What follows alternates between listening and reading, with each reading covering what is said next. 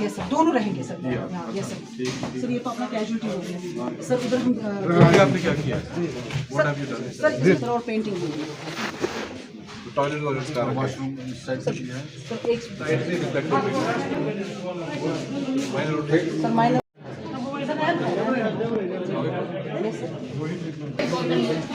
सीधा 139 करेंगे तो आया ना। और दो अच्छे हैं, देखिए इसका तो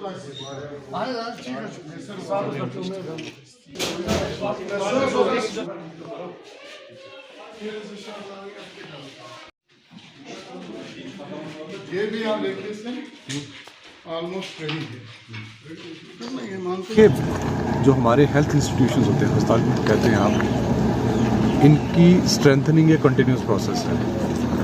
तो आज मैं यहाँ पे टंगबंद में हूँ, हमारा सब डिस्ट्रिक्ट हॉस्पिटल है, और जिस किस्म का यहाँ पे पेशेंट लोड है उसके हिसाब से मुझे लगता है इसको और मज़ीद स्ट्रेंथन करना था। उसी के सिलसिले में ये एक प्रोजेक्ट भी सैंक्शन हुआ जो कि लैंग्वेज स्कीम है गवर्नमेंट की, उसका पार्ट है, और उसमें काम चल रहा है। किसी कारण से अगर केस स्लो है, लेकिन मैं इसी का जायज़ा लेने आया था कि इसको फर्दर क्या ज़रूरत है कि किस तरीके से इस प्रोजेक्ट को हम इसकी कंप्लीशन तक पहुँचाएँ, ताकि डीकंजेशन भी हो जो हमारी पुरानी बिल्डिंग है, और बाकी जो फैसिलिटीज़ हैं इसमें और उसमें मज़ीद इम्प्रूवमेंट की जा सके।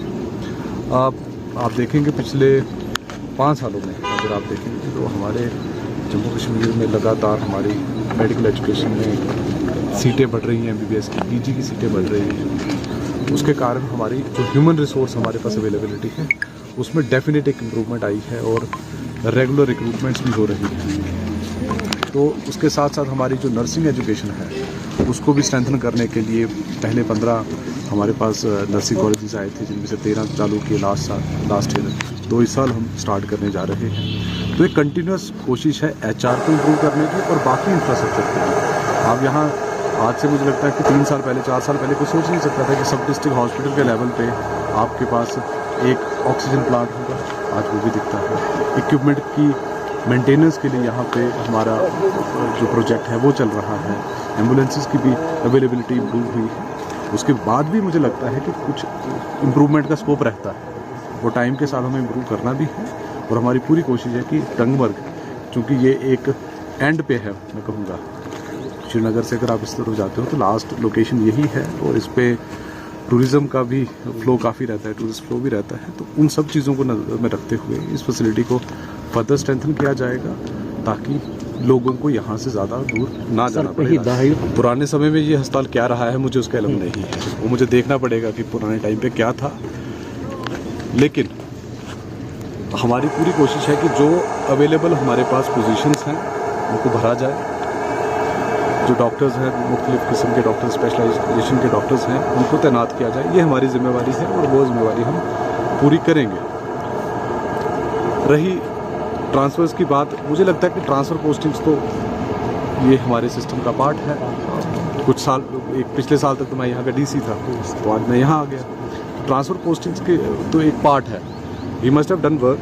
मैं ये नहीं कहता उन्होंने अच्छा काम किया होगा, लेकिन डायरेक्टर साहब हैं, हमने आज ही एक बंदे को यहाँ पे तैनात भी किया है। और फर्दर स्ट्रेंथनिंग के लिए भी जो हमारे गैप कहीं दिख रहा होगा उसके लिए भी open to it, we'll strengthen. देखिए ये तो रोस्टर के हिसाब से रहता है, और मैं आपको ये बताता चलूँ कि अगर कोई गैप है, मैंने पहले भी कहा है कि मान लो जो वेकेंट पोजीशन है हमारे पास, तो उसको फिल करेंगे, रोस्टर को फर्दर इम्प्रूव करने की कोशिश करेंगे, ताकि कम से कम रेफरल्स हों। लेकिन रेफरल पर से बैड नहीं है। मैं आपको ये बता दूँ कि अगर किसी पेशेंट का इलाज सुपर स्पेशलिटी में ही होना तो वहीं पे होना है। मौके का डॉक्टर वो एक फैसला लेता है सूझबूझ के साथ, अपनी अंडरस्टैंडिंग के साथ। तो मुझे लगता है कि हम जब ये कहते हैं कि रेफरल बिल्कुल ही ख़राब हैं, तो आपको ये भी मानना पड़ेगा कि हम हर जगह सुपर स्पेशलिटी की सर्विसेज नहीं दे सकते। पूरे दुनिया में कोई ऐसी कंट्री नहीं है कि जहाँ पे हर एक छोटे कस्बे में आप सुपर स्पेशलिस्ट की सर्विसेज दे पाएँ। लेकिन मैं उसके बावजूद आपको कहूँ कि कश्मीर में जो अवेलेबिलिटी ऑफ डॉक्टर्स है या HR ट्रेंड पावर है, ये बहुत बेहतर है। लेकिन इसको फर्दर स्ट्रेंथन करने के लिए आपको मैंने पहले बताया कि ये मेडिकल एजुकेशन ऐसी चीज़ है कि ऐसा तो नहीं है कि अगर मैं डॉक्टर हूँ तो मेरी जगह किसी को खड़ा कर देंगे आप। वो तो क्वालिफाइड आदमी है, उनको क्वालिफाई करने के लिए टाइम लगता है। कॉलेजेस एस्टेब्लिश हो रहे हैं। हदवाड़ा का कॉलेज हमारा इस साल कोशिश है कि उसको चालू करेंगे, उसमें 100 बच्चे एडमिट होंगे। जम्मू में उधमपुर में कॉलेज स्टार्ट हो रहा है। तो ये कोशिशें लगातार की जा रही है। मैंने पहले भी कहा कि मुझे बैकग्राउंड नहीं पता है, तो मैं इस पे कमेंट भी नहीं आपके नोटिस में लाना जरूरी है सर, ताकि आप मैं ये जरूर देखूंगा कि हमारा जो लैंड का स्टेटस है अस्पताल का, मैं इसको कंफर्म करूंगा। सर एक आखिरी सवाल है मेरा, क्योंकि अगर G20 में डेस्टिनेशन के हवाले से अगर बात करेंगे तो यहाँ पे ज्यादा फैसिलिटी होनी चाहिए अदर देन अदर। मैं देखूँ हमारे रूट पे खाली टंगमर्ग ही नहीं है, टंगमर्ग के बाद मागाम भी है, एक बड़ा स्टेशन है, कुंजर भी एक स्टेशन है। इनफैक्ट गुलमर्ग में भी जो हमारी फैसिलिटी है, और उसमें भी मैं गया था तो उसमें कमियां थी। और गुलमर्ग की एक और हमारी परेशानी है कि वर्किंग सीज़न बड़ा लिमिटेड रहता है, लगभग 6 महीने बर्फ़ रहती है। तो इस साल हमने गुलमर्ग की फैसिलिटी को फर्दर स्ट्रेंथन, इसको इम्प्रूव करने का प्लान रखा है। और एन रूट जितनी फैसिलिटीज़ हैं उनको भी फर्दर स्ट्रेंथन करने का हमारे पास प्लान है। और हमारी यही कोशिश है।